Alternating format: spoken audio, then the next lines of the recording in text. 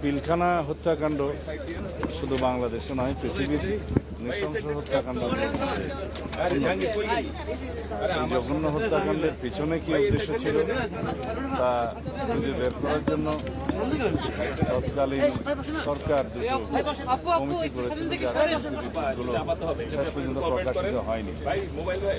গত অন্তর্বর্তীকালীন সরকারের সময়ে এটা স্বাধীন জাতীয় তদন্ত কমিশন গঠন করা হয় এবং সেই কমিশনের রিপোর্ট আমাদের সামনে এসেছে।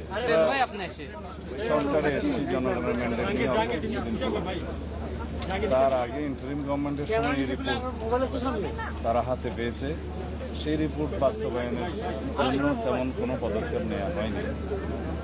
আমি দুই একদিনে দেখেছি, আমি কয়েকদিন আগে এই রিপোর্টটা পুরো না দেখেই কিছু কথা বলেছি যেগুলো আজকে সংশোধন করতে চাই।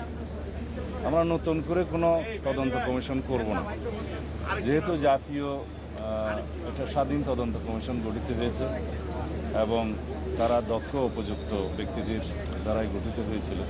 তাদের রিপোর্টে আমি একটা গ্ল্যান্স যা দেখেছি, যেহেতু আজকে কথা বলতে হবে সেই জন্য, তাতে যে সমস্ত সুপারিশমালা এসছে প্রায় 70টি মনে হলো। আমি আরও ডিটেইল দেখব।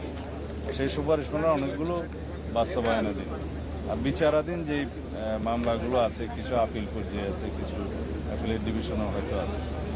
এই জুডিশিয়াল প্রসেসটা সমাপ্ত করা হবে। আর অন্যান্য যে সমস্ত রিকমেন্ডেশনস আছে এগুলো আমরা ধাপে ধাপে বাস্তবায়ন করবো ইনশাআল্লাহ। এবং শহীদ পরিবারদের, এই জাতিকে আশ্বস্ত করতে চাই যে পিলখানা হত্যাকাণ্ডের যথাযথ বিচার করা হবে এবং ন্যায় বিচার নিশ্চিত করা হবে, যাতে এই জাতীয় কোনো ঘটনা আমাদেরকে জাতীয় জীবনে আর না দেখতে হয় ভবিষ্যতে।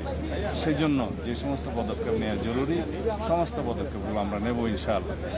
বাংলাদেশের স্বাধীনতা সার্বভৌমত্বের প্রতি হুমকি ছিল একটি ঘটনা, এবং বাংলাদেশের সেনাবাহিনীকে আন্ডারমাইন করা বা দুর্বল করা এটা একটা লক্ষ্য ছিল।